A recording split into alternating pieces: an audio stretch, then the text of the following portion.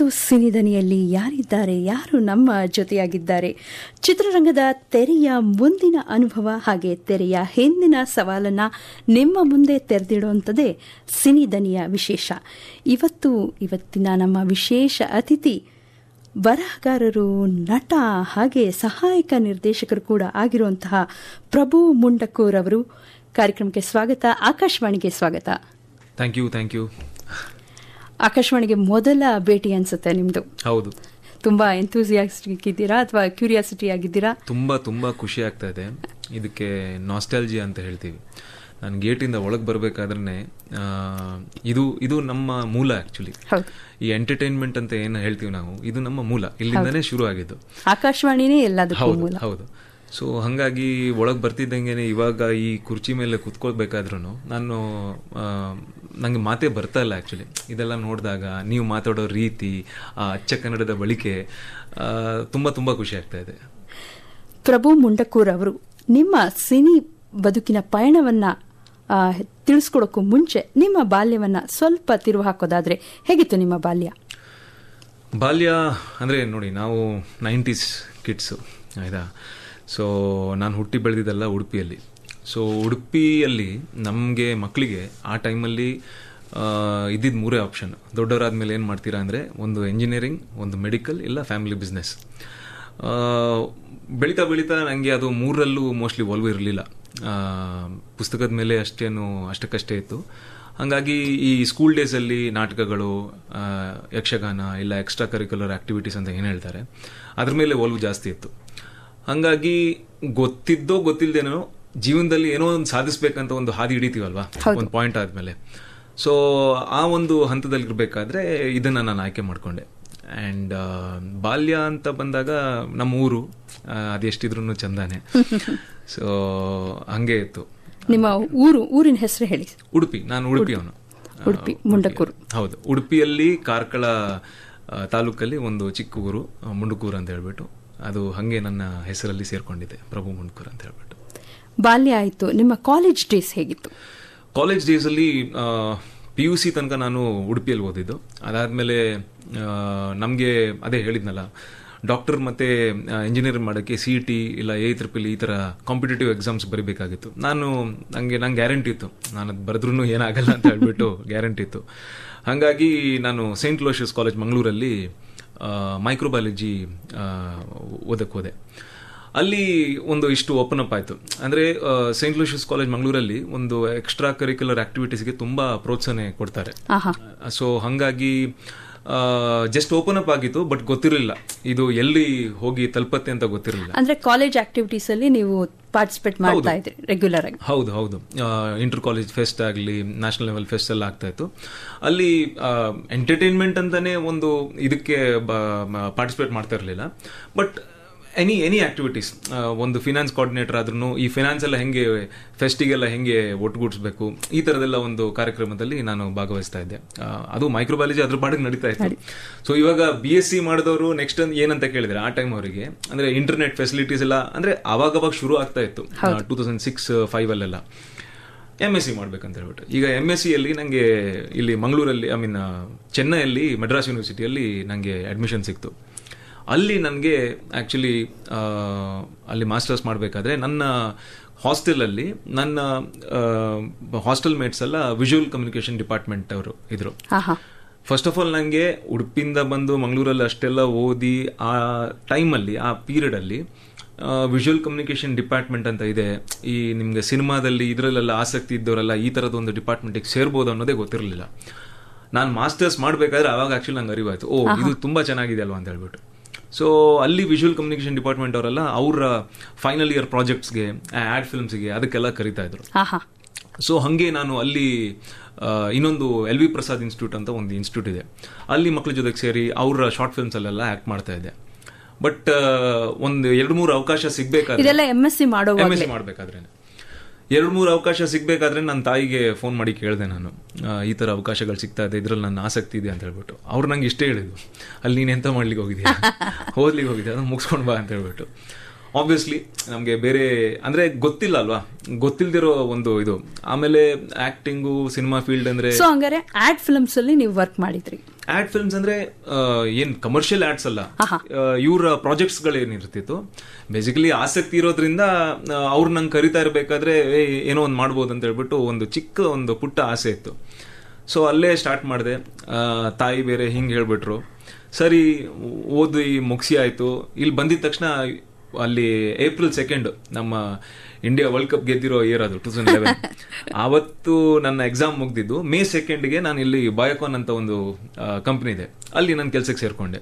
1.5 ವರ್ಷ ಅಲ್ಲಿ ಕೆಲಸ ಮಾಡಿದೆ. ಡೇ ನೈಟ್ ಶಿಫ್ಟ್ ಎಲ್ಲ ಇತ್ತು. ಅಲ್ಲಿ ಏನೋ ಸರಿ ಹೋಗ್ತಾ ಇರಲಿಲ್ಲ ನಂಗೆ. ಅಲ್ಲಿಂದ ಇನ್ನೊಂದು ಕೆಲಸ ಶಿಫ್ಟ್ ಮಾಡ್ಕೊಂಡು ಒಳಗೆ ಮಿಡಿತಾ ಇತ್ತು ಅನ್ಸುತ್ತೆ. 100% ಮಿಡಿತಾ ಇತ್ತು. ಬಟ್ ಅದು ಹೆಂಗೆ ಹೊರಗೆ ಹಾಕ್ಬೇಕಂತ ಗೊತ್ತಿರಲಿಲ್ಲ. ಅಲ್ಲಿಂದ ITC ಅಂತ ಇನ್ನೊಂದು ಕಂಪ್ನಿಯಲ್ಲಿ ಆಸ್ ಅ ರಿಸರ್ಚ್ ಇದರಲ್ಲಿ ಕೆಲಸ ಮಾಡಿದೆ ನಾನು. ಬಟ್ ಕೆಲವೊಂದ್ಸತಿ ಈ ಆಸೆ ಹೆಂಗಂದ್ರೆ ಅದು ಕಾಡ್ತಾ ಇರತ್ತೆ, ಹಂಗೆ ಅದು ಕರಿತಾ ಇರತ್ತೆ. ಬಟ್ ಕರಿಬೇಕಾದ್ರೆ ನಾವು ಅದಕ್ಕೆ ಕೆಲಸ ಮಾಡ್ಬೇಕು ಅದಕ್ಕೆ ತಕ್ಕಂತೆ. So side by side ITC ಅಲ್ಲಿ ಕೆಲಸ ಮಾಡ್ಬೇಕಾದ್ರೆ ಈ ಉಷಾ ಭಂಡಾರಿ ಅವರ ಆಕ್ಟಿಂಗ್ ಇನ್ಸ್ಟಿಟ್ಯೂಟ್ ಒಂದಿತ್ತು, ಅಲ್ಲಿ ನಾನು ಹೋಗಕ್ಕೆ ಸ್ಟಾರ್ಟ್ ಮಾಡಿದೆ. ಅಲ್ಲಿಗೆ ನಾವು ನಿಲ್ಸ್ಕೊಳ್ಳೋಣ. ಈಗ ನೀವು ಆಡ್ ಫಿಲ್ಮ್ ಸುಮಾರಾಗಿ ತಿಳ್ಕೊಂಡು, ವಿಜುವಲ್ ಡಿಪಾರ್ಟ್ಮೆಂಟ್ ಎಲ್ಲ ನೋಡ್ಕೊಂಡು, ಬಯೋಕಾನ್ ಎಲ್ಲ ಮುಗಿಸ್ಕೊಂಡು ಈಗ ಬಂದ್ ನಿಂತ್ರಿ. ಅಲ್ಲಿಂದ ಏನಾಯ್ತು? ಪ್ರಭು ಮುಂಡ್ಕೋರ್ ಅವರು ಅವರ ಜೀವನದ ಅನುಭವ ಹೇಗಿತ್ತು ಅಂತ ಹೇಳ್ತಾ ಇದ್ರು. ಹೇಗಿತ್ತು ಅನುಭವ? ಆಕ್ಚುಲಿ ಯೂಶಲಿ ಚೆನ್ನಾಗೇ ಇರುತ್ತೆ. ಅದು ಅನುಭವಿಸ್ತಾ ಇರಬೇಕಾದ್ರೆ ಅದು ಅಷ್ಟೇ ಮುದ್ದಾಗಿರ್ಬೇಕು. ಸೊ ನಾನು ಉಷಾ ಭಂಡಾರಿ ಅವರ ಇನ್ಸ್ಟಿಟ್ಯೂಟ್ ಅಲ್ಲಿ ಇದ್ದೆ ಇವಾಗ. ಸೊ ಅಲ್ಲಿಂದ ಒಂದು ಓಪನ್ ಅಪ್ ಆಗಕ್ಕೆ ಸ್ಟಾರ್ಟ್ ಆಗುತ್ತೆ. ಅಂದ್ರೆ ತಿಳುವಳಿಕೆ, ಈ ಫೀಲ್ಡ್ ಅಂದ್ರೆ ಏನು, ಇದ್ರಲ್ಲಿ ಆಕ್ಚುಲಿ ಏನಾಗತ್ತೆ, ಒಂದಿಷ್ಟು ವಿಚಾರ ನಂಗೆ ಗೊತ್ತಾಗಕ್ಕೆ ಸ್ಟಾರ್ಟ್ ಆಗುತ್ತೆ. ಬಟ್ ಅಷ್ಟಕ್ಕೆ ಸಾಕಾಗಲ್ವೇ ಅದು. ಸೊ ಅಲ್ಲಿಂದ ನಾನು ಒಂದ್ ಸ್ವಲ್ಪ ಡೈಲಮಾದಲ್ಲಿದ್ದೆ. ಇದು ಸೀರಿಯಲ್ಗೆ ಹೋಗ್ಬೇಕಾ, ಇಲ್ಲ ಅಲ್ಟಿಮೇಟ್ಲಿ ಸಿನಿಮಾ ಮಾಡ್ಬೇಕಂತ ಆಸೆ, ಸೀರಿಯಲ್ ದಾರಿನ ಹಿಡಿಬೇಕಾ ಇಲ್ಲ ಮಾಡಲಿಂಗ್ ಅನ್ನ ಹಿಡಿಬೇಕಾ, ಆ ತರದೆಲ್ಲ ಒಂದು ಕನ್ಫ್ಯೂಷನ್ ಎಲ್ಲ ಇತ್ತು. ಅಂದ್ರೆ ಈಗ ಗೈಡೆನ್ಸ್ ಇಂಡಸ್ಟ್ರಿಗೆ ಬರ್ಬೇಕು ಅಂತ ನೀವು ಅನ್ಕೊಂಡ್ಬಿಟ್ರಿ. ಈ ಸಿನಿಮಾಗಳು ಮಾಡ್ಬೇಕಂತ. ಈ ಇಂಡಸ್ಟ್ರಿ ಎಲ್ಲ ನನ್ಗೆ ಅದೆಲ್ಲ ದೂರದ ಮಾತು, ನಮ್ಗೆ ಗೊತ್ತಿಲ್ಲ, ಅಷ್ಟು ತಿಳುವಳಿಕೆ ಇಲ್ಲ ಅದು ಆನೆಸ್ಟ್ಲಿ ಹೇಳ್ಬೇಕಂದ್ರೆ. ಒಂದು ಪಿಕ್ಚರ್ ಮಾಡ್ಬೇಕು, ಒಂದು ಸಿನಿಮಾ ಫೀಲ್ಡ್ ಅಲ್ಲಿ ಇರ್ಬೇಕಂತ ಹೇಳ್ಬಿಟ್ಟು. ಈಗ ಇಂಡಸ್ಟ್ರಿ ಅಂದ್ರೆ ತುಂಬಾ ಪಾಲಿಶ್ಡ್ ಮಾತಾಗ್ಬಿಡುತ್ತೆ ಇಂಡಸ್ಟ್ರಿ ಅಂತ ಹೇಳ್ಬಿಟ್ಟು. ಸೊ ಒಂದು ಸಿನಿಮಾ ಮಾಡ್ಬೇಕು, ಈ ನಟನೆ ಮಾಡ್ಬೇಕು, ಇದೆಲ್ಲ ಒಂದು ಆಸೆ ಇತ್ತು. ಅಲ್ಲಿಂದ ಇದು ಸೀರಿಯಲ್ ಮಾಡಲಿಂಗ ಎಲ್ಲ ಕನ್ಫ್ಯೂಷನ್ ಆಯ್ತು. ಬಟ್ ಹಂಗೆ ಅದನ್ನ ಹುಡುಕ್ತಾ ಎಲ್ಲಿ ಸೇರ್ಬೇಕೋ ಇವತ್ತು ಅಲ್ಲಿ ಸೇರ್ಬಿಟ್ಟಿದ್ದೀನಿ ನಾನು. ಅದನ್ನ ಮೆಟಿಕ್ಯುಲಸ್ಲಿ ಹಿಂಗೆ ಮಾಡಿದೆ ಅಂತ ಇಲ್ಲ. ನಾನು ತುಂಬಾ ತಪ್ಪುಗಳನ್ನ ಮಾಡಿದ್ದೀನಿ. ಒಂದಿಷ್ಟು ತಪ್ಪುಗಳನ್ನ ತಿದ್ಕೋತಾ ಒಂದಿಷ್ಟು ವಿಚಾರನ ನೆಕ್ಸ್ಟ್ ಟೈಮ್ ಆ ಥರ ತಪ್ಪು ಮಾಡಬಾರ್ದಂತ ಒಂದಿಷ್ಟು ವಿಚಾರನ ಮಾಡಿದ್ದೀನಿ. ಸೊ ಹಿಂಗೆ. ಸೊ ನೀವು ಆ ಉಷಾ ಭಂಡಾರಿ ಅವ್ರ ಇನ್ಸ್ಟಿಟ್ಯೂಟ್ಗೆ ಸೇರ್ಕೊಂಡ್ರಿ. ಅಲ್ಲಿ ನೀವು ಟ್ರೈನಿಂಗ್ ಏನಾದ್ರು ತಗೊಂಡ್ರ? ಹೌದು, ಅದು ಆಕ್ಟಿಂಗ್ ಇನ್ಸ್ಟಿಟ್ಯೂಟ್. ಅದು ಅಲ್ಲಿ ಈ ಮೂಕಾಭಿನಯ, ವಾಚ್ಯ ಇದ್ರಲ್ಲೆಲ್ಲ ಒಂದ್ ಸಣ್ಣ ಟ್ರೈನಿಂಗ್ ಕೊಡ್ತಾರೆ. 3 ತಿಂಗಳದ ಅದು ಕೋರ್ಸು. ಅಲ್ಲಿ ಒಂದು ಬೆನಿಫಿಟ್ ಏನಾಯ್ತಂದ್ರೆ, ಒಂದಿಷ್ಟು ಶಾರ್ಟ್ ಫಿಲ್ಮ್ಸ್ ಮಾಡೋರು, ಸೀರಿಯಲ್ ಮಾಡೋರು ಎಲ್ಲ ಆಡಿಷನ್ಸ್ ಬರ್ತಾ ಇದ್ರು. ಅಂದ್ರೆ ಆವಾಗ ತುಂಬಾ ಬೂಮಿಂಗ್ ಆಗಕ್ಕೆ ಸ್ಟಾರ್ಟ್ ಆಯ್ತು. ಈ ಚಾನೆಲ್ಗಳೆಲ್ಲ ಸಿಕ್ಕಾಪಟ್ಟೆ ಸೀರಿಯಲ್ಸ್ ಎಲ್ಲ ಓಪನ್ ಅಪ್ ಆಗಕ್ಕೆ ಸ್ಟಾರ್ಟ್ ಆಯ್ತು. ಒಂದಿಷ್ಟು ಆಡಿಷನ್ಸ್ ಕೊಟ್ಟೆ. ನಂಗೆ ಗೊತ್ತಿರೋಂಗೆ ಸುಮಾರು 45-60 ಸೀರಿಯಲ್ ಆಡಿಷನ್ಸ್ ಫೇಲ್ ಆಗಿದ್ದೀನಿ. ಅಂದರೆ ನಾನು ಕೆಲಸ ಮಾಡ್ತಾ ಇದ್ದೆ ಅವಾಗ. 2 ದೋಣಿಯಲ್ಲಿ ಕಾಲಿಡೋಕ್ಕಾಗಲ್ಲ. ಶೂಟಿಂಗ್ ಅಂತ ಕರೆದಾಗ ನನಗೆ ಕೆಲಸ ಇದೆ ಅಂದರೆ ಅದು ವರ್ಕೌಟ್ ಆಗಲ್ಲ ಇಲ್ಲಿ. ಹಾಗೆ ನಾನು ಕಾನ್ಫಿಡೆಂಟ್ ಆಗಿರಲಿಲ್ಲ. ಕ್ಯಾಮರಾ ನಿಮ್ಮ ಸಮಯನ ಕೊಡೋಕ್ಕಾಗ್ತಿರ್ಲಿಲ್ಲ. ಒಂದು ಫೈನ್ ಡೇ 2016ನೇ ಇಸ್ವಿ ನನ್ನ ಫ್ರೆಂಡ್ಸ್ ಎಲ್ಲ USA, ಕ್ಯಾನಡಾ ಇಲ್ಲಿಂದ ಬಂದಿದ್ರು ಹ್ಯಾಪಿ ನ್ಯೂ ಇಯರ್ ಸೆಲೆಬ್ರೇಟ್ ಮಾಡೋಕ್ಕೆ. ಆವಾಗ ನಾನು ಅವ್ರನ್ನ ನೋಡ್ತಾ ಇದ್ದಂಗೆ ನನಗೆ ಯೋಚನೆ ಬರೋಕ್ಕೆ ಸ್ಟಾರ್ಟ್ ಆಯಿತು. ಇವರೆಲ್ಲ ಖುಷಿಯಾಗಿದ್ದಾರೋ ಏನೋ ಗೊತ್ತಿಲ್ಲ, ಬಟ್ ನಾನಂತೂ ಖುಷಿಯಾಗಿಲ್ಲ.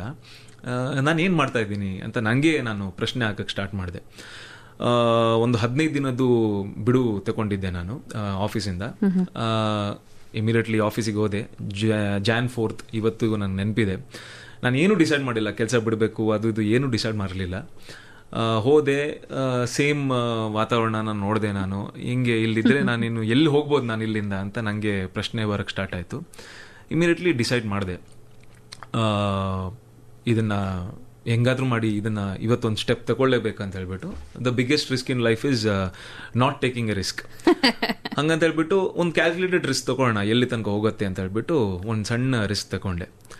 ಆವಾಗ ಒಂದು ಇಮಿಡಿಯೇಟ್ಲಿ ಅವತ್ತಿನ ದಿನನೇ ನನಗೆ ರಿಸ್ಕೆ ಟ್ವಿಸ್ಟ್ ಆಯ್ತು ಅಂತ ಟ್ವಿಸ್ಟ್ ಆಯ್ತು. ನನಗೆ ಒಂದು ಸೀರಿಯಲ್ ಕಾಲ್ ಬಂತು, ಇಲ್ಲಿ ಕೆಲಸ ಬಿಟ್ಟಿದ್ದೀನಿ, ಇಮಿಡಿಯೇಟ್ಲಿ ಒಂದು ಸೀರಿಯಲ್ ಕಾಲ್ ಬಂತು. ನಾನು ಅಲ್ಲಿ ಎಷ್ಟು ದುಡಿತಾ ಇದ್ನೋ ಅದಕ್ಕಿಂತ ಒಂದು ಸ್ವಲ್ಪ ಜಾಸ್ತಿನೇ ದುಡಿತಾ ಇದ್ದೆ. ಪರವಾಗಿಲ್ಲ, ಇರಿಸ್ತಿಕೊಂಡಿಗೂ ಸಾರ್ಥಕ ಆಯ್ತು ಅಂತ ಹೇಳ್ಬಿಟ್ಟು ಒಂದು 4-5 ದಿನ ಶೂಟಿಂಗ್ ಆಯ್ತು. ಇನ್ನೇನು ಪ್ರಸಾರವಾಗಬೇಕಿತ್ತು ಅಷ್ಟರಲ್ಲೇ ಚಾನಲ್ಲೇ ಡ್ರಾಪ್ ಆಗೋಯ್ತು ಅದು. ಸೊ ನಾನು ನನ್ನ ಉಷಾ ಭಂಡಾರಿ ಮ್ಯಾಮ್ ಅವರು ಮತ್ತೆ ದೀಕ್ಷಿತ್ ಶೆಟ್ಟಿ ದೀಕ್ಷಿತ್ ಶೆಟ್ಟಿ ಕೂಡ ನಮ್ಮ ಉಷಾ ಭಂಡಾರಿ ಅವ್ರ ಸ್ಟೂಡೆಂಟು. ನಾವ್ ಹಿಂಗೆ ಕಾರಲ್ಲಿ ಕೂತ್ಕೋಬೇಕಾದ್ರೆ ನಂಗೆ ಈ ನ್ಯೂಸ್ ಬಂತು, ಈ ತರ ಸೀರಿಯಲ್ ಡ್ರಾಪ್ ಆಗಿದೆ ಅಂತ ಹೇಳ್ಬಿಟ್ಟು. 4 ದಿನ ಆಕ್ಟ್ ಮಾಡಿದ್ದೀನಿ ನಾನು.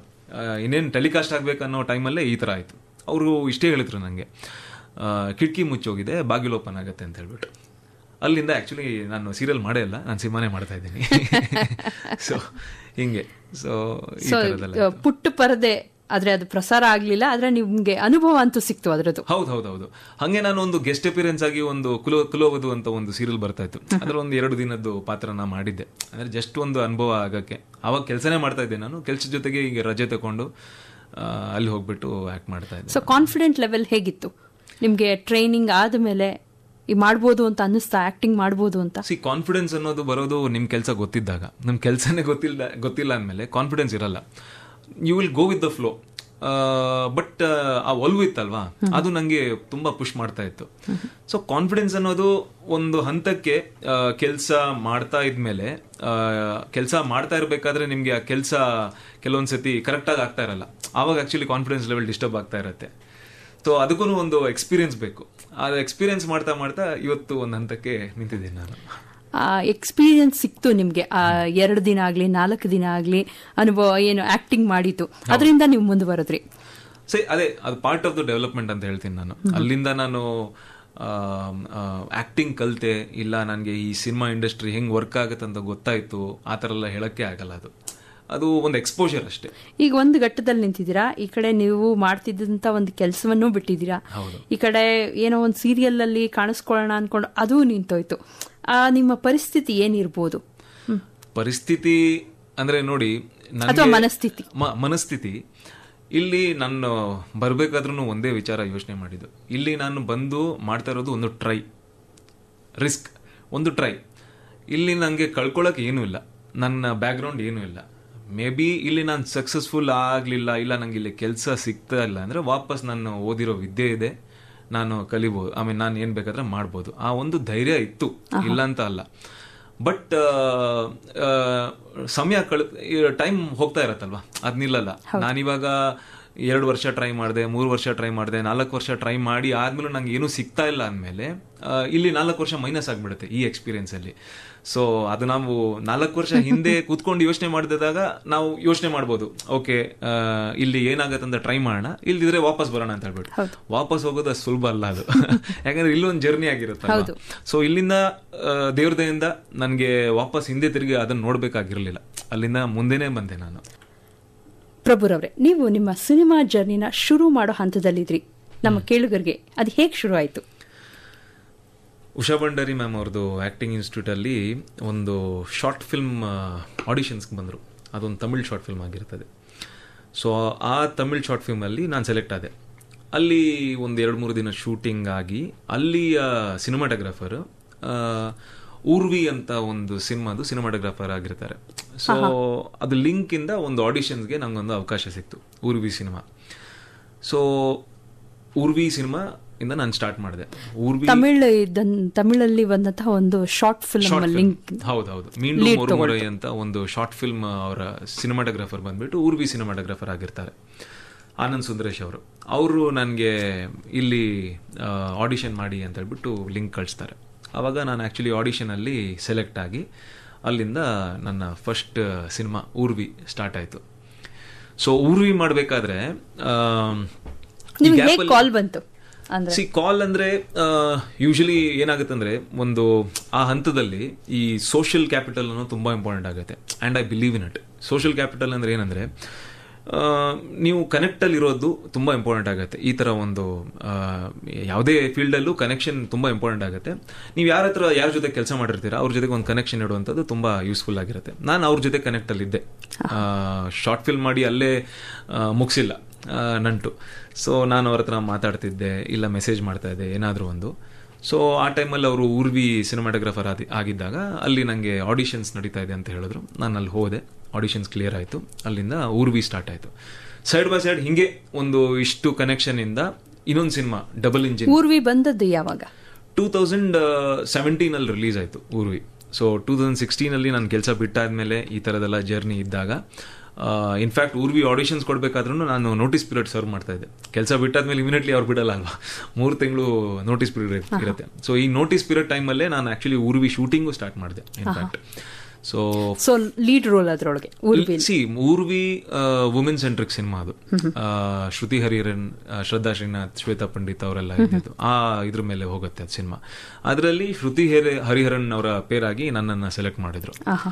ಸೊ ಅದು ನನ್ನ ಫಸ್ಟ್ ಸಿನಿಮಾ ಆಸ್ ಅ ಒಂದು ಲೀಡ್, ಅಂದರೆ ಲೀಡ್ ಅಂತ ಹೇಳಕ್ಕಾಗಲ್ಲ, ಅದು ಸಪೋರ್ಟಿಂಗ್ ಕಾಸ್ಟ್ ಥರನೇ ಅದು ಅಲ್ಲಿಂದ ಸ್ಟಾರ್ಟ್ ಮಾಡಿದೆ. ಅದ್ರ ಜೊತೆಗೆ ನನಗೆ ಇನ್ನೊಂದು ಏನಾಯ್ತಂದ್ರೆ, ನಾನು ಸಿನಿಮಾ ಇಂಡಸ್ಟ್ರಿ ಎಂಟರ್ ಆಗಬೇಕಾದ್ರೆ ಊರ್ವಿ ಮತ್ತೆ ಇನ್ನೊಂದು ಸಿನಿಮಾ ಡಬಲ್ ಇಂಜಿನ್ ಅಂತ ಹೇಳ್ಬಿಟ್ಟು, ಅದರಲ್ಲಿ ಚಿಕ್ಕಣ್ಣ, ಸುಮನ್ ರಂಗನಾಥ್ ಅವರೆಲ್ಲ, ದತ್ತಣ್ಣ ಅವರೆಲ್ಲ ಇದ್ದಾರೆ. ಸೊ ಆ ಸಿನಿಮಾದು ಒಂದು ಆಡಿಷನ್, ಒಂದು ಒಳ್ಳೆ ಕಥೆ ಇದೆ ಅದು. ಅದು ನಾನು ಆ್ಯಕ್ಚುಲಿ ಹೈದರಾಬಾದಲ್ಲಿ ನನ್ನ ಫ್ರೆಂಡ್ ಮದುವೆಗೆ ಹೋಗಿದ್ದೆ ಅಲ್ಲಿ ಹೈದರಾಬಾದಲ್ಲಿ. ಅಲ್ಲಿಂದ ನಂಗೆ ಒಂದು ಕಾಲ್ ಬರುತ್ತೆ, ಈ ಥರ ಒಂದು ಆಡಿಷನ್ಸ್ ಇದೆ ಅಂತ ಹೇಳ್ಬಿಟ್ಟು. ಎಲ್ಲಿ ಆಡಿಷನ್ಸ್ ಅಂತ ಹೇಳಿದಾಗ, ಇಲ್ಲಿ ಶ್ರೀರಂಗಪಟ್ಟಣದಲ್ಲಿ. ಶ್ರೀರಂಗಪಟ್ಟಣದಲ್ಲಿ ಏನು ಆಡಿಷನ್ಸ್ ಇರುತ್ತೆ ಅಂತ ನನಗೂ ಸ್ವಲ್ಪ ಆಶ್ಚರ್ಯ ಆಯಿತು. ಬಟ್ ಆವಾಗ ಟೈಮ್ ಹೆಂಗಿತ್ತಂದರೆ, ಏನಾದರೂ ಆಗಲಿ ಕೆಲಸ ಸಿಗ್ಬೇಕು. ಇವಾಗ ಕೆಲಸ ಬಿಟ್ಟಿದ್ದೀನಿ, ನಾನು ಹೆಂಗಾದರೂ ಮಾಡಿ ನನಗೆ ಗಿಟ್ಸ್ಕೋಬೇಕು ಅನ್ನೋ ಥರ ಒಂದು ಆಸೆ ಇತ್ತು. ಅಲ್ಲಿಂದ ವಾಪಸ್ ಬಂದೆ ಬೆಂಗಳೂರಿಗೆ. ಬೆಂಗಳೂರಲ್ಲಿ ಬೆಳಿಗ್ಗೆ ನಾನು ಆ್ಯಸ್ ಯೂಶುವಲ್ ಆಫೀಸಿಗೆ ಹೋಗಬೇಕು. ಆಫೀಸಿಗೆ ಹೋದೆ, ಸಾಯಂಕಾಲ 5:30 ಆದಮೇಲೆ ಇಮಿಡಿಯೇಟ್ಲಿ ನಾನು ಶ್ರೀರಂಗಪಟ್ಟಣ ಬಸ್ ಹತ್ಕೊಂಡೆ. ಶ್ರೀರಂಗಪಟ್ಟಣ ಹೋದೆ, ಸರಿಬೇಕಾದ್ರೆ ಅಲ್ಲೊಂದು 8:30, 9 ಗಂಟೆ ಆಗಿದೆ. ಅಲ್ಲೇ ಪಾಂಡವಪುರ ಹತ್ರ ಶ್ರೀರಂಗಪಟ್ಟಣದಲ್ಲೇ ಬಾಲಾಜಿ ಲಾಡ್ಜ್ ಅಂತ ಇದೆ, ಅಲ್ಲೇ ನಂದು ಆಡಿಷನ್ಸ್ ಆಯಿತು. ಆಲ್ಮೋಸ್ಟ್ ಸುಮಾರು 1-1.5 ಗಂಟೆ ಆಡಿಷನ್ಸ್ ಎಲ್ಲ ಮಾಡಿದ್ರು. ಅಲ್ಲಿಂದ ನನಗೆ ತಿರ್ಗಾ ಅಲ್ಲಿ ಉಳ್ಕೊಳ್ಳಿ ಅಂತ ಹೇಳಿದ್ರು. ಬೇಡ, ನೆಕ್ಸ್ಟ್ ದಿನ ಆಫೀಸ್ಗೆ ಬರ್ಬೇಕು. ಇಲ್ಲಿ ನೋಟಿಸ್ ಪೀರಿಯಡಲ್ಲಿ ಯೂಶಲಿ ರಜೆ ತಗೊಳಕ್ಕಾಗಲ್ಲ ನಾವು. ಸೊ ಇಲ್ಲಿ ಆಫೀಸಿಗೆ ಬರ್ಬೇಕಿತ್ತು ಅಂತ ಹೇಳ್ಬಿಟ್ಟು ಇಮಿಡಿಯೇಟ್ಲಿ ಅಲ್ಲಿಂದ ಹೊರಟೆ. 12:30 ರಾತ್ರಿ, 1 ಗಂಟೆ ರಾತ್ರಿ ಸುಮಾರು ಇಲ್ಲಿ ರೀಚ್ ಆದೆ. ನೆಕ್ಸ್ಟ್ ದಿನ ಆಫೀಸಿಗೆ ಹೋದೆ. ಸುಮಾರು ಆಡಿಷನ್ ಕೊಟ್ಟಿದ್ದೆ, ಇದು ಫೇಲ್ ಆಗಿರುತ್ತೆ ಅಂತ ಅನ್ಕೊಂಡೆ ನಾನು. ನೆಕ್ಸ್ಟ್ ದಿನ, ಮಾರನೇ ದಿನ ಆ್ಯಕ್ಚುಲಿ 1 ದಿನ ಆದಮೇಲೆ ನನಗೆ ಡೈರೆಕ್ಟರ್ ಚಂದ್ರಮೋಹನ್ ಸರ್ ಅಂತ ಹೇಳ್ಬಿಟ್ಟು ಅವ್ರು ಕಾಲ್ ಮಾಡಿ, ಪ್ರಭು ಇವತ್ತು ಪೇಪರ್ ನೋಡಿ ಅಂತ ಹೇಳಿದ್ರು. ಅಲ್ಲಿ Suman Ranganath, Chikkanna and newcomer Prabhu, cast in ಇದು ಡಬಲ್ ಇಂಜಿನ್ ಅಂತ ಹೇಳಿದ್ರು. ಸೂಪರ್, ಎಂಟರ್ ಆಗ್ತಿದ್ದಂಗೆ 2 ಸಿನಿಮಾ.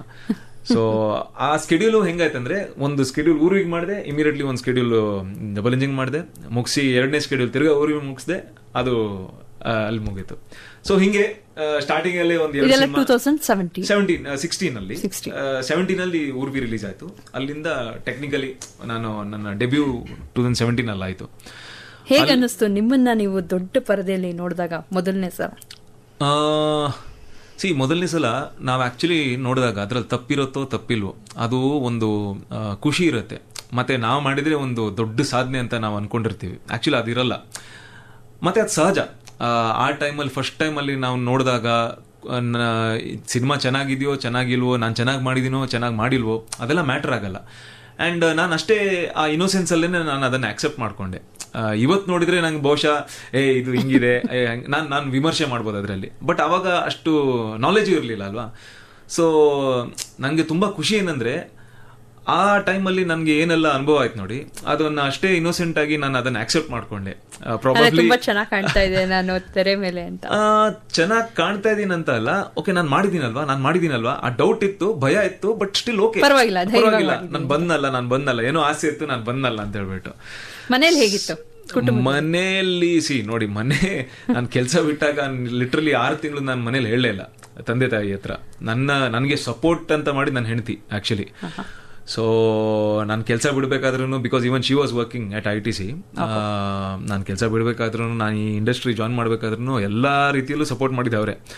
ಅಂದರೆ ನಾವು ಆಲ್ಮೋಸ್ಟ್ ಕ್ಲಾಸ್ಮೇಟ್ಸು, ಹಂಗಾಗಿ ನಮಗೆ ಒಂದು ಫ್ರೆಂಡ್ಸ್ ಥರ ನಮಗೊಂದು ಲೆಕ್ಕಾಚಾರ ಇತ್ತು, ಹಿಂಗೆ ಮಾಡೋಣ ಅಂತ ಹೇಳ್ಬಿಟ್ಟು. ಬಟ್ ಮನೆಯಲ್ಲಿ ಭಯ, ಅಂದರೆ ಅವ್ರಿಗೆ ಗೊತ್ತಿಲ್ಲ ಅಲ್ವಾ ಯಾವ ಫೀಲ್ಡು ಏನು ಅಂತ ಹೇಳ್ಬಿಟ್ಟು. ಸೊ ಕೆಲಸ ಬಿಟ್ಟು ಒಂದು 6 ತಿಂಗಳು ಆದ್ಮೇಲೆ ಆಕ್ಚುಲಿ ನಾನು ಕೆಲಸ ಬಿಟ್ಟಿದ್ದೀನಿ, ನಾನು ಈ ತರ ಮಾಡ್ತಾ ಇದ್ದೀನಿ ಅಂತ ಹೇಳ್ಬಿಟ್ಟು ಅವರಿಗೆ ಶಾಕ್ ಕೊಟ್ಟಿದ್ದೆ. ಅಲ್ಲಿವರೆಗೂ ಗೊತ್ತಿರಲಿಲ್ಲ, ಗೊತ್ತೇ ಇರಲಿಲ್ಲ, ಅದು ಹೆಂಗೋ ಮಾಡಿ ಹೈಡ್ ಔಟ್ ಮಾಡ್ತಾ ಇದ್ದೆ ನಾನು. ಅಂದ್ರೆ ಇವತ್ತು ಒಂದು ಮಕ್ಕಳು ಹಂಗೆ ಮಾಡ್ಬೇಕಾದ್ರೆ ಇವತ್ತು ಭಯ ಆಗತ್ತೆ ಆಬ್ವಿಯಸ್ಲಿ. ಬಟ್ ದೇವ್ರದಿಂದ ನಂಗೆ ಯಾವುದೇ ಥರದ ಡಿಸ್ಟ್ರಾಕ್ಷನ್ ಆಗಿಲ್ಲ. ಸಿನಿಮಾ ಫೀಲ್ಡಿಗೆ ಬಂದು ನಾನು ಅದನ್ನೇ ಕೆಲಸನ ಕರೆಕ್ಟಾಗಿ ಮಾಡ್ಕೋತಾ ಹೋದೆ. ಸೊ ಹಾಗೆ ಅಲ್ಲಿಂದ ಮುಂದೆ ಬಂದೆ ನಾನು. ಸೊ ಕುಟುಂಬದಲ್ಲಿ ಏನು ಅನ್ಲಿಲ್ಲ ನಿಮ್ಗೆ, ಧೈರ್ಯವಾಗಿ ಮುಂದೆ ನುಗ್ಗಿದ್ರಿ.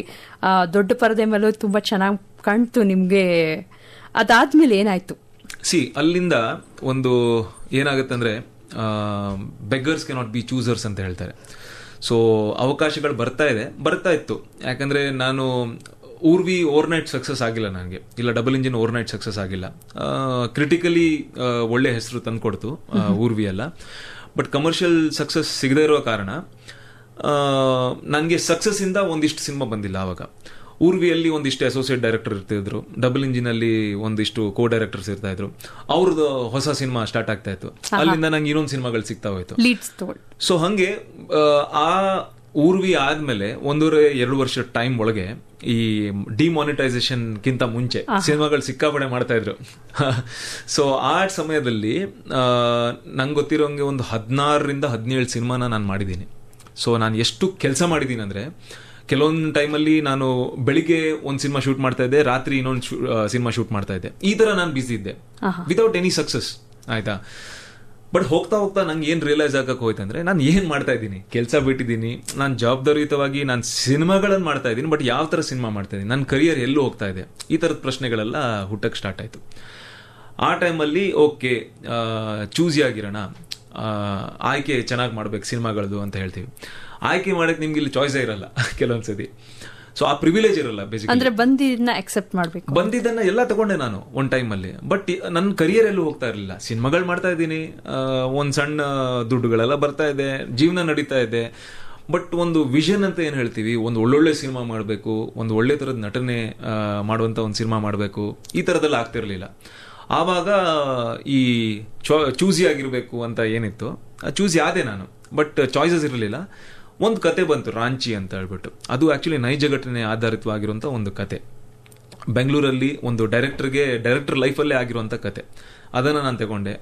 ನಮ್ಮ ಡಬಲ್ ಇಂಜಿನ್ ಪ್ರೊಡ್ಯೂಸರೇ ಅರುಣ್ ಸರ್ ಅಂತ ಹೇಳ್ಬಿಟ್ಟು ಅವ್ರ ಮತ್ತೆ ಆನಂದ್ ಸರ್ ಅಂತ ಸೇರ್ಕೊಂಡು ಆ ಸಿನಿಮಾಗೆ ಇದು 2019 ನಾನು ಆಕ್ಚುಲಿ ಸಿನಿಮಾನ ತಗೊಂಡೆ. ಅಂದ್ರೆ ಸ್ಟಾರ್ಟ್ ಆಗಿ 1-2 ವರ್ಷದಲ್ಲಿ ಚೂಸಿಯಾಗಿ ಒಂದು ಸಿನಿಮಾನ ತಗೊಂಡೆ. ಬಟ್ ನಾನು ಪ್ರೊಡಕ್ಷನ್ ಅಲ್ಲಿ ಕೆಲಸ ಮಾಡಿದೆ, ಕ್ರಿಯೇಟಿವ್ ಆಸ್ಪೆಕ್ಟ್ಸ್ ಅಲ್ಲಿ ಕೆಲಸ ಮಾಡಿರಲಿಲ್ಲ. I was not very satisfied. ಸಿನಿಮಾ ಅಂದಿದ್ಮೇಲೆ ತುಂಬಾ ಫ್ಯಾಕ್ಟರ್ಸ್ ಇದೆ. ಒಂದು ಕಥೆಯಿಂದ ಒಂದು ಒಳ್ಳೆ ಸಿನಿಮಾ ಆಗಲ್ಲ. ಆ ಪ್ರೊಡಕ್ಷನ್ ಹೆಂಗಾಗತ್ತೆ, ಮ್ಯೂಸಿಕ್ ಏನ್ ಬರುತ್ತೆ, ಆಕ್ಟರ್ಸು, ಕಾಸ್ಟಿಂಗು, ತುಂಬಾ ತುಂಬಾ ತುಂಬಾ ಡಿಪಾರ್ಟ್ಮೆಂಟ್ಸ್ ಇದೆ. ನಾವು ಒಂದು ಡಿಪಾರ್ಟ್ಮೆಂಟ್ ಅಲ್ಲೂ ಫೇಲ್ ಆಗಕ್ಕಾಗಲ್ಲ. ಅಟ್ಲೀಸ್ಟ್ ಅಗ್ರಿಗೇಟ್ ಒಂದು 8 to 9 ಇರಬೇಕು ಪ್ರತಿಯೊಂದು ಡಿಪಾರ್ಟ್ಮೆಂಟ್ ಅಲ್ಲೂ. ಇನ್ಫ್ಯಾಕ್ಟ್ ರಿಲೀಸ್ ಡಿಸ್ಟ್ರಿಬ್ಯೂಷನ್ ಪ್ರತಿಯೊಂದು ಡಿಪಾರ್ಟ್ಮೆಂಟ್ ಅಲ್ಲೂ ಇರಬೇಕು. ಇನ್ಫ್ಯಾಕ್ಟ್ ಕ್ಲೈಮ್ಯಾಟಿಕ್ ಕಂಡೀಷನ್ ತುಂಬಾ ಇಂಪಾರ್ಟೆಂಟ್ ಆಗಿಬಿಡುತ್ತೆ ಒಂದು ಸಿನಿಮಾ ರಿಲೀಸ್ಗೆ. ನಮ್ಮ ಸಿನಿಮಾ ಎಷ್ಟೇ ಚೆನ್ನಾಗಿರ್ಲಿ, ಡಿಸ್ಟ್ರಿಬ್ಯೂಷನ್ ಎಷ್ಟೇ ಚೆನ್ನಾಗಿರ್ಲಿ, ರಿಲೀಸ್ ಆಗಿರೋ ವಾರ ಸಿಕ್ಕಾಪಟ್ಟೆ ಮಳೆ ಬಂದ್ರೆ ಜನ ಥಿಯೇಟರ್ಗೆ ಬರಲ್ಲ. ಸೊ ಒಂದಿಷ್ಟು ಫ್ಯಾಕ್ಟರ್ಸ್, ನನ್ನ ಕೈಯಲ್ಲಿರುವ ಫ್ಯಾಕ್ಟರ್ಸ್, ಅಟ್ಲೀಸ್ಟ್ ಈ ಮಳೆ ಎಲ್ಲ ನಮ್ಮ ಕೈಯಲ್ಲಿ ಇರಲ್ಲ, ಆಯ್ತಾ. ಡಿಸ್ಟ್ರಿಬ್ಯೂಷನ್ ಒಂದು ಹಂತಕ್ಕೆ ನಾವು ಮಾಡ್ಬೋದು. ಸೊ ಒಂದಿಷ್ಟು ಫ್ಯಾಕ್ಟರ್ಸ್ ಅನ್ನ ನಾನು ತಲೆಯಲ್ಲಿ ತುಂಬಾ ಸೀರಿಯಸ್ ಆಗಿ ತಗೊಂಡು, ಇಲ್ಲ ಇದು ಸುಮ್ಮನೆ ನಾನು ಪ್ರೊಡಕ್ಷನ್ ನೋಡ್ಕೋತಾ ಇದ್ರೆ ಸಾಕಾಗಲ್ಲ, ನಾನು ಕ್ರಿಯೇಟಿವ್ ಆಸ್ಪೆಕ್ಟ್ಸ್ ಅಲ್ಲೂ ಇಳಿಬೇಕಂತ ಹೇಳ್ಬಿಟ್ಟು that is when I started Murphy ಬರೆಯಕ್ಕೆ. ಅಂದ್ರೆ ಲಾಕ್ಡೌನ್ ಆಯ್ತು. ಲಾಕ್ಡೌನ್ ಇದ್ದಾಗ ಆಲ್ಮೋಸ್ಟ್ ಎಲ್ಲರೂ ಖಾಲಿ ಇದ್ವಿ. ಪ್ರದೀಪ್ ಸರ್, ನನ್ನ ಊರ್ವಿ ಡೈರೆಕ್ಟ್ರೆ, ಅವ್ರ ಜೊತೆಗೆ ನಾನು ತುಂಬಾ ಒಂದು ಒಡನಾಟ ಇತ್ತು. ಅಂಡ್ ಹಲವಾರು ಸಬ್ಜೆಕ್ಟ್ನ ನಾವು ಡಿಸ್ಕಸ್ ಮಾಡಿದ್ವಿ. ಲಾಕ್ಡೌನ್ ಆಗಿದ್ದ ಟೈಮಲ್ಲೇ ನಾವು ಆಕ್ಚುಲಿ ಅದನ್ನ ಬರೆಯಕ್ಕೆ ಸ್ಟಾರ್ಟ್ ಮಾಡಿದ್ವಿ. ಎಲ್ಲ ಬೆಂಗಳೂರಲ್ಲಿ ಅಂದ್ರೆ ಫುಲ್ ಖಾಲಿ ಇತ್ತಲ್ವಾ. 6 o'clock to 8 o'clock ಒಂದಿಷ್ಟು ವಿರಾಮ ಸಿಗ್ತಿತ್ತು ನಿಮ್ಮ ಬೇಕಾಗಿರುವಂತ ಡೈಲಿ ಎಸೆನ್ಷಿಯಲ್ಸ್ ಅನ್ನ ತಗೊಳಕ್ಕೆ. ಆ ಟೈಮಲ್ಲಿ ನಾನು ಅವ್ರು ನನ್ನ ಮನೆಗೆ ಬರ್ತಾ ಇದ್ರು. ನನ್ನ ಮನೆ ಮೇಲೇನೆ ಒಂದು 1 room ಕಿಚನ್, ಅಲ್ಲಿ ನಾವು ಬರೆಯಕ್ಕೆ ಸ್ಟಾರ್ಟ್ ಮಾಡಿದ್ವಿ. ಅಲ್ಲಿಂದ ಒಂದು ಬೇರೆ ಜರ್ನಿ ಆಯ್ತು. ಸೊ ಒಂದು ಘಟ್ಟ ಮುಗಿಸಿ ಮತ್ತೊಂದು ಘಟ್ಟಕ್ಕೆ ಬಂದು ನಿಂತ್ಕೊಂಡ್ರಿ. ಮುಂದೆ ಏನಾಯ್ತು ಅಂತ ನಮ್ಮ ಕೇಳುಗರು ತುಂಬಾನೇ ಉತ್ಸಾಹದಲ್ಲಿದ್ದಾರೆ, ಕೇಳೋಣ. ಇವತ್ತಿನ ಸಿನಿದನಿಯಲ್ಲಿ ನಮ್ಮ ಜೊತೆಯಾಗಿದ್ದಾರೆ ನಟ ಪ್ರಭು ಮುಂಡ್ಕೋರ್ ಅವರು. ನಮ್ಮ ಇವತ್ತಿನ ಸಿನಿದನಿಯಲ್ಲಿ ಹೌದು, ಪ್ರೊಡಕ್ಷನ್ ಬಿಟ್ಟು ಪಕ್ಕಕ್ಕೆ ಇಟ್ಟು ಮುಂದೆ ಒಂದು ಕ್ರಿಯೇಟಿವ್ ಫೀಲ್ಡ್ ತಗೊಳ್ಳೋಣ ಅಂತ ಆಯ್ಕೆ ಮಾಡ್ಕೊಂಡೆ ಅಂತ ಹೇಳಿದ್ರಿ. ಏನಾಯ್ತು? ಪ್ರೊಡಕ್ಷನ್ ಅಂದ್ರೆ ಪ್ರೊಡಕ್ಷನ್ ಅಲ್ಲ. ಪ್ರೊಡಕ್ಷನ್ ಅಲ್ಲಿ ನಾನು ಅಂದ್ರೆ ಒಂದು ಸಿನಿಮಾ ಹೆಂಗಾಗಬೇಕು ಎಕ್ಸಿಕ್ಯೂಟ್ ಮಾಡ್ತಾ ಇದ್ದೆ ಅಷ್ಟೇ. ಅದು ರಾಂಚಿಯಲ್ಲಿ. ನಾನು ಆಕ್ಟರ್ ಆಗಿರ್ತೀನಿ. ಅಂದ್ರೆ ಒಂದು ಹಂತ ಆದ್ಮೇಲೆ ನಿಮ್ಗೆ ನಿಮ್ಮ ಬಿಸ್ನೆಸ್ ಗೊತ್ತಾಗತ್ತೆ. ನನ್ನ ಪ್ರಕಾರ ಬಿಸ್ನೆಸ್ ಅಲ್ಲಿ ಏನಂದ್ರೆ, ನೀವೊಂದು ಹೋಟೆಲ್ ಬಿಸ್ನೆಸ್ ಮಾಡಿದ್ರು, ನಿಮ್ಮ ಆ ಹೋಟೆಲಲ್ಲಿ ನೀವು ಆ ಟಿಶ್ಯೂ ಪೇಪರ್ ಇರತ್ತೆ ನೋಡಿ, ಆ ಬ್ರ್ಯಾಂಡು ಗೊತ್ತಿರಬೇಕು ನಿಮಗೆ, ಅದಕ್ಕೆ ಎಷ್ಟು ನೀವು ದುಡ್ಡು ಹಾಕ್ತೀರಂತ ಗೊತ್ತಿರಬೇಕು, ಒಂದು ಇಡೀ ತಿಂಗಳಾದ್ಮೇಲೆ ನಿಮಗೆ ಏನು ಬಿಸ್ನೆಸ್ ಆಗುತ್ತೆ ಅದು ಗೊತ್ತಿರಬೇಕು.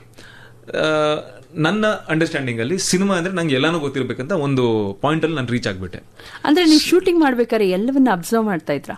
ನಾನು ಆಕ್ಟಿಂಗ್ ಬಿಟ್ಟು 100% ನನಗೆ ಅಂದ್ರೆ ತುಂಬಾ ಖುಷಿ, ನನಗೆ ಎಕ್ಸೈಟ್ಮೆಂಟ್. ನಂಗೆ ಕೆಲವೊಂದ್ಸತಿ ಹೊಸ ಸಿನಿಮಾ ಎಲ್ಲ ಮಾಡ್ಬೇಕಾದ್ರೆ ನೈಟೆಲ್ಲ ನಿದ್ದೆ ಮಾಡಲ್ಲ ನಾನು.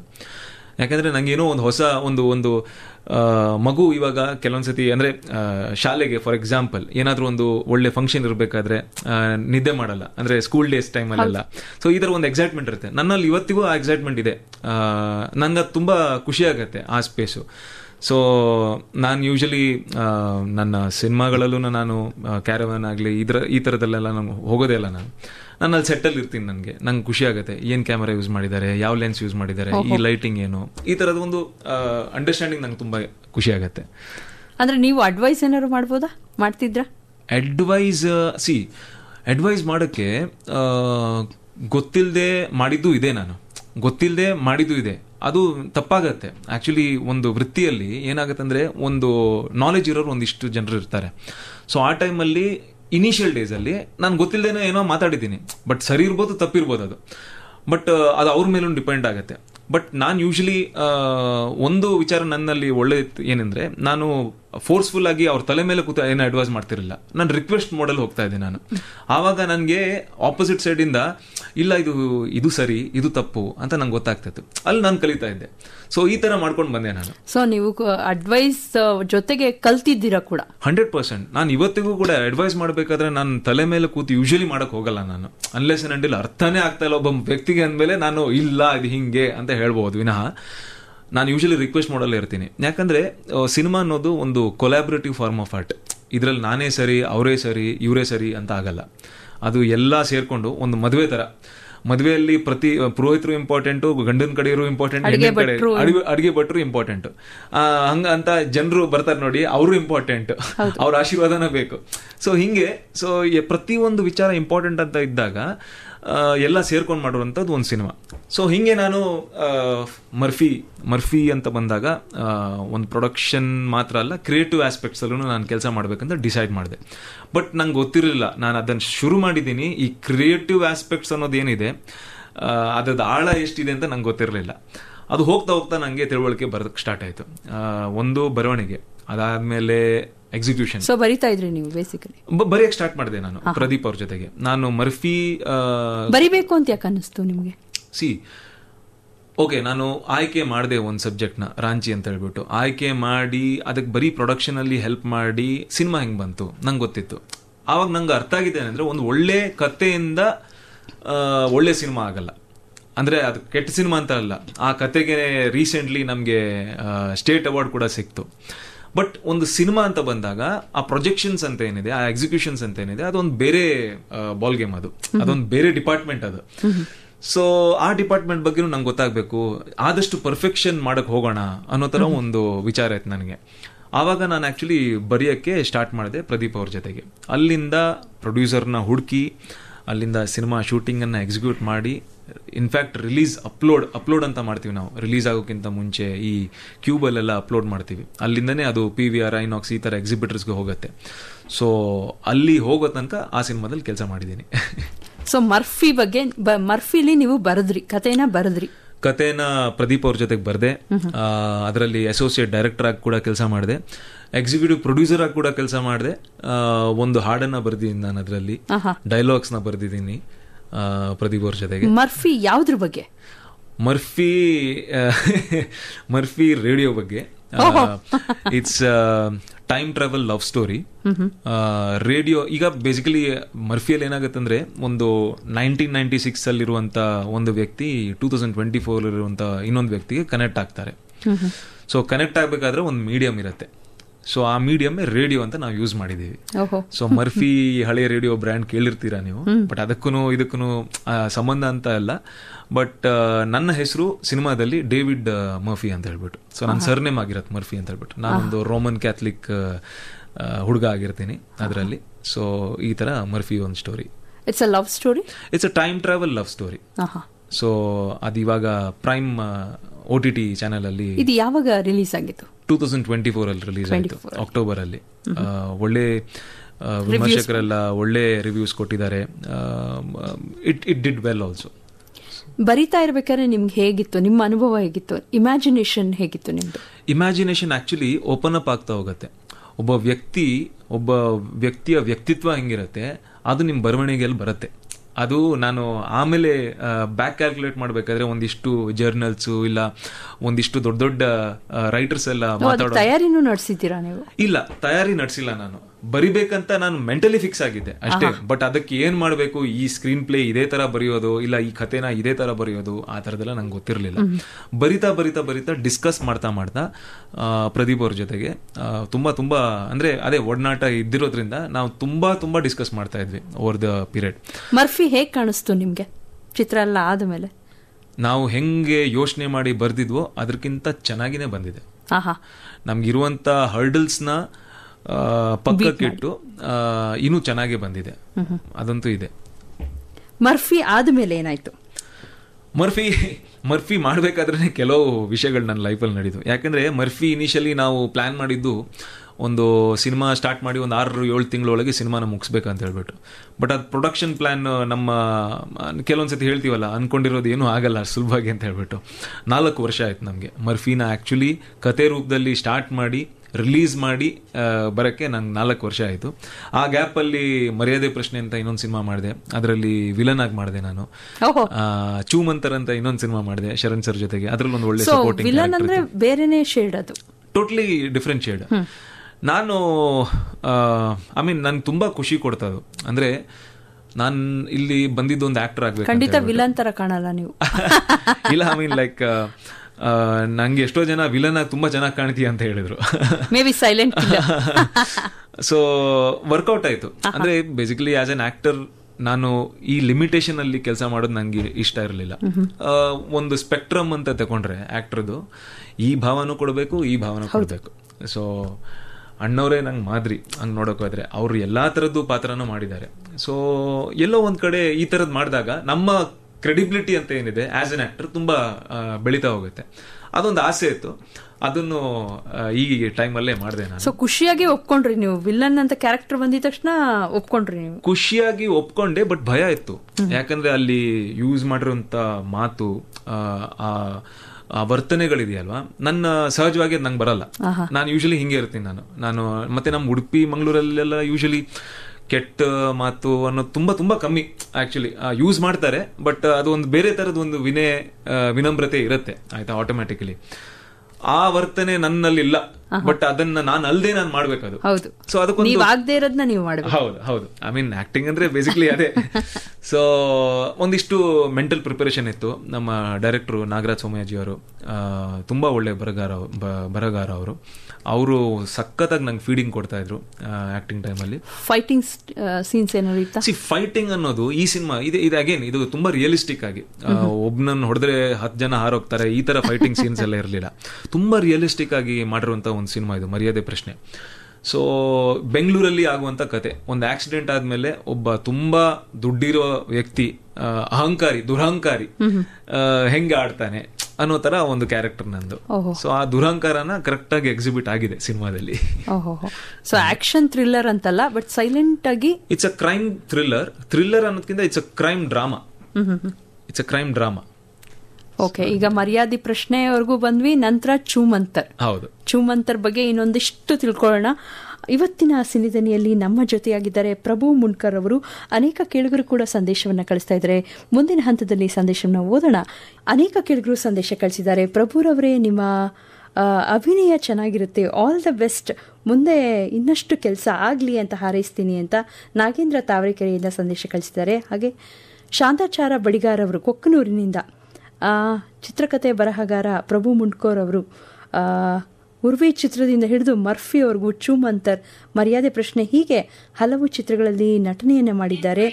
ಕಳೆದ ಅಕ್ಟೋಬರ್ನಲ್ಲಿ ಬಿಡುಗಡೆಯಾದ ಉರ್ವಿ ಚಿತ್ರದ ಮೂಲಕ ಸಾಕಷ್ಟು ಹೆಸರನ್ನು ಗಳಿಸಿದ್ದಾರೆ. ಇವರ ಮುಂದಿನ ಯೋಜನೆಗಳು ಯಶಸ್ವಿಯಾಗಲಿ, ಧನ್ಯವಾದಗಳು ಅಂತ ಸಂದೇಶ ಕಳಿಸಿದ್ದಾರೆ. ಹಾಗೆ ಹರೀಶ್ ಮಲ್ಲೇಶ್ವರಂನಿಂದ ಆಲ್ ದ ಬೆಸ್ಟ್ ಪ್ರಭುರವರೇ ಅಂತ ಸಂದೇಶ ಕಳಿಸಿದ್ದಾರೆ. ಮುಂದೆ ಈಗ ನಾವು ಚೂಮಂತರ್ಗೆ ಬಂದು ನಿಂತ್ಕೊಂಡ್ವಿ. ಚೂಮಂತರ್ಗೂ ಮುಂಚೆ ಸುಮಾರು 16 ಚಿತ್ರಗಳನ್ನ ಮಾಡಿದೀನಿ ಅಂತ ಹೇಳಿದ್ರಿ. ಮರ್ಫಿ ಮುಂಚೆ ಹೌದು. ಒಂದಷ್ಟು ಹೆಸರುಗಳನ್ನ ಹೇಳ್ಬೋದಾ? ಮರ್ಫಿಗಿಂತ ಮುಂಚೆ ಊರ್ವಿ, ಡಬಲ್ ಇಂಜಿನ್, ಮಾಯಾ ಕನ್ನಡಿ, ರಿಲ್ಯಾಕ್ಸ್ ಸತ್ಯ, ಡಾಟರ್ ಆಫ್ ಪಾರ್ವತಮ್ಮ, ಮೈಸೂರು ಡೈರೀಸು, ಆಮೇಲೆ ಒಂದಿಷ್ಟು ನೆನಪು ಬರ್ತಾ ಇಲ್ಲ, ಮಂಜರಿ ಅಂತ ಒಂದು ಸಿನಿಮಾ ಮಾಡಿದೆ. ತುಂಬಾ ಸಿನಿಮಾ ಮಾಡಿದೆ. ಹೃದಯದ ಪಾಡು, ಅವನಲ್ಲಿ ಇವಳಲ್ಲಿ ಆ ಹಾಡು ಹಿಟ್ ಆಗಿದೆ.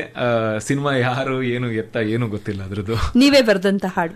ಇಲ್ಲ ನಾನು ಬರ್ದಿಲ್ಲ. ಅದು ನೀವು ಅಭಿನಯವನ್ನ? ಹೌದೌದು, ಗೌಸ್ಪಿಯರ್ ಸರ್ ಅವ್ರು ಬರ್ದಿರೋ ಹಾಡು. ತುಂಬಾ ಒಳ್ಳೆ ಹಾಡು. ವಾಸುಕಿ ವೆಬ್ ಅವರ ಗಾಯನದಲ್ಲಿ ಅದು ಹಿಟ್ ಆಗಿದೆ. ಸೊ ಈ ತರ 16 ಸಿನಿಮಾದಲ್ಲಿ ಒಂದಿಷ್ಟು ಹೋಗಿದೆ. ಚೂಮಂತರ್ ಚಿತ್ರದ ಬಗ್ಗೆ ಹೇಳೋದಾದ್ರೆ? ಚೂಮಂತರ್ ನನ್ನ ಒಂಥರ ಒಂದು ಫೈನಲ್ ಡೆಸ್ಟಿನೇಷನ್. ಅಲೆಕ್ಸ್ ಅನ್ನೋ ಪಾತ್ರದಲ್ಲಿ, ಅಲೆಕ್ಸ್ ಪಾತ್ರದಲ್ಲಿ ಚೂಮಂತರ್ ಆಕ್ಚುಲಿ ಮರ್ಯಾದೆ ಪ್ರಶ್ನೆ ಮಾಡೋ ಒಂದು 6 ತಿಂಗಳ ಹಿಂದೆನೇ ಶೂಟಿಂಗ್ ಮಾಡಿದ್ದೆ ನಾನು. ಚೂಮಂತರ್ ರಿಲೀಸ್ ಲೇಟ್ ಆಗಾಯ್ತು. ಚೂಮಂತರ್ ಸಿನಿಮಾದಲ್ಲಿ ಶರಣ್ ಸರ್ ಸಿನಿಮಾ ಅದು. ಶರಣ್ ಸರ್ ಅಂದರೆ ಅವ್ರದ್ದು ಒಂದು ಜಾನರ್ ಅಲ್ಲಿ ಇರುತ್ತೆ ಸಿನಿಮಾ. ಅದರಲ್ಲೂ ಶರಣ್ ಸರ್ ಯೂಶಲಿ ತುಂಬ ಡಿಫ್ರೆಂಟ್ ಇದನ್ನು ಎಕ್ಸ್ಪೆರಿಮೆಂಟ್ ಮಾಡ್ತಾ ಇದ್ದಾರೆ. ಇವಾಗ ಒಂದು ಒಳ್ಳೆ ಪಾತ್ರ ಇತ್ತು, ಇದನ್ನು ಮಾಡೋಣ. ಆ್ಯಕ್ಚುಲಿ ನನಗೆ ಒಂದು ಸ್ಟಾರ್ ಜೊತೆಗೆ ಒಂದು ಸಿನಿಮಾ ಮಾಡಬೇಕಂತ ಆಸೆ ಇತ್ತು. ಅದಕ್ಕೆ ಚೂಮಂತರ್ ಮಾಡಿದೆ ನಾನು. ಆ್ಯಕ್ಚುಲಿ ಚೂಮಂತರಲ್ಲಿ ನನ್ನ ಎಕ್ಸ್ಪೆಕ್ಟೇಷನ್ ಇರಲಿಲ್ಲ, ಯಾಕಂದರೆ ನಾನು ಬರೀ ಒಬ್ಬ ಆ್ಯಕ್ಟರ್ ಆಗೋದೆ. ಅಲ್ಲಿ ಯಾವಾಗ ಶಾರ್ಟ್ ಇರ್ತಿತ್ತೋ ಆವಾಗೆಲ್ಲ ಮಾಡಿಕೊಂಡು ಆಚೆ ಎಲ್ಲ ನೋಡಿಕೊಂಡು ತುಂಬ ಖುಷಿ ಆಗ್ತದೆ. ಅಂದರೆ ದೊಡ್ಡ ಸೆಟ್ಟು, ಒಂದು ಸ್ಟಾರ್ ಸಿನಿಮಾ ಅಂದರೆ ದೊಡ್ಡ ಸೆಟ್ಟು, ಅಲ್ಲಿ ಎಲ್ಲ ಎಕ್ವಿಪ್ಮೆಂಟ್ಸ್ ಇರುತ್ತೆ, ಎಲ್ಲ ಥರದ ಲೈಟಿಂಗ್ಸ್ ಇರುತ್ತೆ, ಎಲ್ಲನೂ ಇರುತ್ತೆ ಅಲ್ಲಿ. ಆ ಆಸೆಯಿಂದನೇ ಎಲ್ಲ ನೋಡ್ತಾ ಇದ್ದೆ ನಾನು. ಬಟ್ ಸಿನಿಮಾ ಬಗ್ಗೆ ನನಗೂ ಗೊತ್ತಿರಲಿಲ್ಲ. ಅಂದರೆ ಅವರು ಕರ್ವಾ ನವನೀತ್ ಅವರು ಜಾನರ್ಗೆ ಟೈಲರ್ ಮೇಡ್ ಅವರು, ಹಾರರ್ನ ಸಖತ್ತಾಗಿ ಮಾಡಿ, ಕರ್ವಾನೇ ಎಷ್ಟು ದೊಡ್ಡ ಹಿಟ್ ಆಗಿತ್ತು. ಸೊ ಫಸ್ಟ್ ಡೇ ನಾನು ಆ್ಯಕ್ಚುಲಿ ನಮಗೆ ಥಿಯೇಟ್ರಲ್ಲಿ ರಿಲೀಸ್ ಹಿಂದಿನ ದಿನ ಇದ್ರ ಪ್ರೀಮಿಯರ್ ಶೋಲಿ ನಾನು ನೋಡಬೇಕಾದ್ರೆ ನಾನು ಒಬ್ಬ ಆಡಿಯನ್ಸ್ ಆಗಿ ನೋಡಿದೆ ಸಿನಿಮಾನ. ನನಗೆ ಆ್ಯಕ್ಚುಲಿ ತುಂಬ ಇಷ್ಟ ಆಯಿತು. ಮರ್ಫಿ ನಾನೇ ಬರ್ದಿದ್ದೀನಿ, ನಾನು ಆ್ಯಕ್ಟ್ ಮಾಡಿದ್ದೀನಿ, ಸಿನಿಮಾ ಕ್ರಿಟಿಕಲಿ ಎಲ್ಲ ಹೆಸರು ಕೊಟ್ಟಿದೆ. ಬಟ್ ಆ್ಯಸ್ ಅನ್ ಆಡಿಯನ್ಸ್ ನಾನು ಒಂದು ನಾರ್ಮಲ್ ಆಗಿ ಒಂದು ಫ್ಯಾಮಿಲಿ ಜೊತೆಗೆ ನಾನು ಸಿನಿಮಾ ನೋಡ್ತಿದ್ದೀನಿ ಅಂದರೆ ನಂಗೆ ಚೂಮಂತರ್ ತುಂಬ ಇಷ್ಟ ಆಗೋದು. ನಾನು ಎಕ್ಸೈಟ್ ಆಗಿಬಿಟ್ಟೆ. ಇನ್ಫ್ಯಾಕ್ಟ್ ನಾನು ನೋಡಿದ ತಕ್ಷಣವೇ ನಾನು ಶರಣ್ ಸರ್ಗೆ ಆ್ಯಕ್ಚುಲಿ ವಿಡಿಯೋ ನೋಟ್ ಕಳಿಸ್ಬಿಟ್ಟೆ ನಾನು. ಇಲ್ಲ ಸರ್, ಇದು ಸಖತ್ತಾಗಿದ್ದು, ಕಚ್ಕೊಳ್ಳುತ್ತೆ ಅಂತ ಹೇಳ್ಬಿಟ್ಟು. ಹಂಗೆ ನಾನು ಸೋಷಿಯಲ್ ಮೀಡಿಯಾದಲ್ಲೂ ಹಾಕ್ಬಿಟ್ಟೆ ಎಕ್ಸೈಟ್ಮೆಂಟಲ್ಲಿ, ಈ ಸಿನಿಮಾನ ನೋಡಿ, ಸಂಕ್ರಾಂತಿಗೆ ಕನ್ನಡ ಸಿನಿಮಾ ಇರ್ತಿರ್ಲಿಲ್ಲ, ಈ ಸತಿ ಸಂಕ್ರಾಂತಿಗೆ ಕನ್ನಡ ಸಿನಿಮಾ ರಿಲೀಸ್ ಆಗಿದೆ ನೋಡಿ ಅಂತ ಹೇಳ್ಬಿಟ್ಟು. 2025 ಅಲ್ಲಿ, ಈ ಜಾನ್ವರಿಯಲ್ಲಿ. ಸೊ ಫಸ್ಟ್ ದಿನ ವೈಕುಂಠ ಏಕಾದಶಿ ಇದ್ದಿದ್ದು, ಜನವರಿ 10ನೇ ತಾರೀಕು. ಹಬ್ಬ ಅಂದಿದ ತಕ್ಷಣ ಯೂಶಲಿ ಜನ ಹೊರಗೆ ಬರಲ್ಲ. ಸೊ ಸಿನಿಮಾದು ರಿಪೋರ್ಟ್ ಏನು ಇರಲಿಲ್ಲ, ಅಂದರೆ ಇಲ್ಲ ಕ್ರಿಟಿಕಲಿ ಜನ ಇಷ್ಟಪಟ್ಟಿದ್ದಾರೆ ಬಟ್ ವರ್ಕೌಟ್ ಆಗಿಲ್ಲ ಅಂತ ಎಲ್ರಿಗೂ ಟೆನ್ಷನ್ ಇತ್ತು. ಬಟ್ ನನಗೆ ಎಲ್ಲೋ ಒಂದು ಕಡೆ ಅನ್ಸಕ್ಕೆ ಸ್ಟಾರ್ಟ್ ಆಯ್ತು, ಇಲ್ಲ ಇದು ಚೆನ್ನಾಗಿದೆ ಅಲ್ಲ, ಇದು ಆ್ಯಸ್ ಅನ್ ಆಡಿಯನ್ಸ್ ನಾನು ನೋಡಿದ್ದು ನಂಗೆ ಭಯ ಆಯಿತು, ನನಗೆ ಖುಷಿ ಆಯಿತು, ನಾನು ನಕ್ದೆ, ಇದೆಲ್ಲ ಆಗಿದೆಯಲ್ಲ ಯಾಕಿದು ಅಂತ. ಒಂದೇ ದಿನ, 2ನೇ ದಿನಕ್ಕೆ ಕನ್ಫರ್ಮ್ ಆಯಿತು. 2ನೇ ದಿನಕ್ಕೆ ಆಗಿರೋ ಬಿಸ್ನೆಸ್ ಅಂದರೆ ಐ ಮೀನ್ ಅದು ನಾನು ನನ್ನ ಕಣ್ಣಾರೆ ನನ್ನ ಲೈಫಲ್ಲೇ ನಾನೊಬ್ಬ ಸಪೋರ್ಟಿಂಗ್ ಆ್ಯಕ್ಟರ್. ಅದರಲ್ಲಿ ವೈಷ್ಣವಿ ವೈಭವಿ ಅನ್ನೋ ಥಿಯೇಟ್ರಲ್ಲಿ 600-700 ಜನ ಎಲ್ಲ ಕೂತ್ಕೋತಾರೆ, ಈಶ್ವರಿ ಥಿಯೇಟ್ರಲ್ಲೆಲ್ಲ. ನಾನು ಶರಣ್ ಸರ್ ಬಂದಿರಲಿಲ್ಲ ಥಿಯೇಟರ್ ವಿಸಿಟಿಗೆ, ನಾನು ಹೋಗಿದ್ದೀನಿ. ನನ್ನ ಹೆಸರು ಆಲೆಕ್ಸ್ ಅಂತ ಹೇಳ್ಬಿಟ್ಟು ಕಿರ್ಚಾಡ್ತಾ ಇದ್ದಾರೆ. ಆ ಫೀಲಿಂಗೇ ಬೇರೆ. ಅಂದರೆ ನಾನು ನೋಡಿದ್ದೇನೆಂದರೆ ಜನರಿಗೆ ಆ ಎಂಟರ್ಟೈನ್ಮೆಂಟ್ ಬೇಕು, ಈ ಸಿನಿಮಾದಲ್ಲಿ ಸಿಕ್ತು. ಅದು ನನಗೆ ಆ್ಯಕ್ಚುಲಿ ತುಂಬ ಒಂದು ದೊಡ್ಡ ಐ ಓಪನರ್ ಆಯಿತು. ಸಿನಿಮಾ ಅಂದರೆ ಕೆಲವೊಂದ್ಸತಿ ನಾವು ಯೋಚನೆ ಮಾಡ್ತೀವಿ, ಇಂಗ್ಲೀಷ್ ಸಿನಿಮಾ ಹಿಂಗಿದೆ, ಈ ಸಿನಿಮಾ ಹಂಗಿದೆ, ನಾವು ಆ ಥರ ಮಾಡ್ಬೇಕು, ಈ ಥರ. ಅದು ಹಂಗಲ್ಲ. ಸಿನಿಮಾ ಅನ್ನೋದು ಜನರಿಗೆ ಒಂದು ಎಂಟರ್ಟೈನ್ಮೆಂಟ್. ಆ ಎಂಟರ್ಟೈನ್ಮೆಂಟ್ನ ಅಂದರೆ ಮನಸ್ಸಲ್ಲಿ ತುಂಬ ಪ್ರಾಬ್ಲಮ್ಸ್ಗಳಿರುತ್ತೆ, ಥಿಯೇಟ್ರಿಗೆ ಬಂದ್ಬಿಟ್ಟು ಒಂದು ಎಂಟರ್ಟೈನಿಂಗ್ ಆಗಿ ತೋರಿಸ್ಬೇಕು ಅವರಿಗೆ. ಆ ಪ್ರೆಸೆಂಟೇಷನ್ ಅಂತೂ ತುಂಬ ಚೆನ್ನಾಗಿರ್ಬೇಕು, ಅವಾಗ ಜನ ಇಷ್ಟಪಡ್ತಾರೆ. ಸೊ ಹಿಂಗೆ. ಸೊ ಕನ್ನಡ ಚಿತ್ರರಂಗದ ಬಗ್ಗೆ ನಿಮ್ಮ ಅನಿಸಿಕೆ ಏನು? ಸೂಪರ್. ಕನ್ನಡ ಚಿತ್ರರಂಗ ಅನ್ನೋದು ಅದೊಂದು ಹಿಸ್ಟ್ರಿ, ಆಯಿತಾ. ಅದಕ್ಕೆ ಹಿಸ್ಟ್ರಿ ಅನ್ನೋದಕ್ಕಿಂತ ತುಂಬ ದೊಡ್ಡ ರೀತಿಯಲ್ಲಿ ಸಾಧನೆ ಮಾಡುತ್ತೆ. ಯಾಕಂದರೆ ಇಲ್ಲಿ ರೀಸೆಂಟ್ಲಿ ಬುಕರ್ ಪ್ರಶಸ್ತಿ ನಮ್ಗೆ ಸಿಕ್ಕಿದೆ. ಅದೇ ಥರ ಜ್ಞಾನಪೀಠ ಪ್ರಶಸ್ತಿ ಅಂದರೆ ನಮ್ಮ ಕನ್ನಡ ಲಿಟ್ರೇಚರ್ಗೆ ಸಿಕ್ಕದಷ್ಟು ಎಲ್ಲೂ ಸಿಕ್ಕಿಲ್ಲ. ಸೊ ಆ ಥರದ್ದು ನಮ್ಮ ಒಂದು ವ್ಯಾಲ್ಯೂ ಅಡಿಷನ್ ಇರಬೇಕಾದ್ರೆ ಕನ್ನಡ ಸಿನಿಮಾ ಸಾಲಿಡ್ ಆಗಿ ನಿಲ್ಲತ್ತೆ, ಇನ್ನೂ ದೊಡ್ಡ ರೀತಿಯಲ್ಲಿ ಹೋಗುತ್ತೆ. ಸೊ ನಿಮ್ಮ ಮುಂದಿನ ಪ್ರಾಜೆಕ್ಟ್ಸ್ ಬಗ್ಗೆ ಒಂದು ಸಿನಿಮಾ ಮಾಡ್ತಾ ಇದ್ದೀನಿ. ಅದ್ರ ಜೊತೆಗೆ ಒಂದು 2-3 ಸಿನಿಮಾದಲ್ಲಿ ಕ್ರಿಯೇಟಿವ್ ಆಸ್ಪೆಕ್ಟ್ಸಲ್ಲಿ ನಾನು ಮರ್ಫಿ ಥರನೇ ಎಲ್ಲ ರೀತಿಯಲ್ಲಿ ಕೆಲಸ ಮಾಡ್ತಾ ಇದ್ದೀನಿ.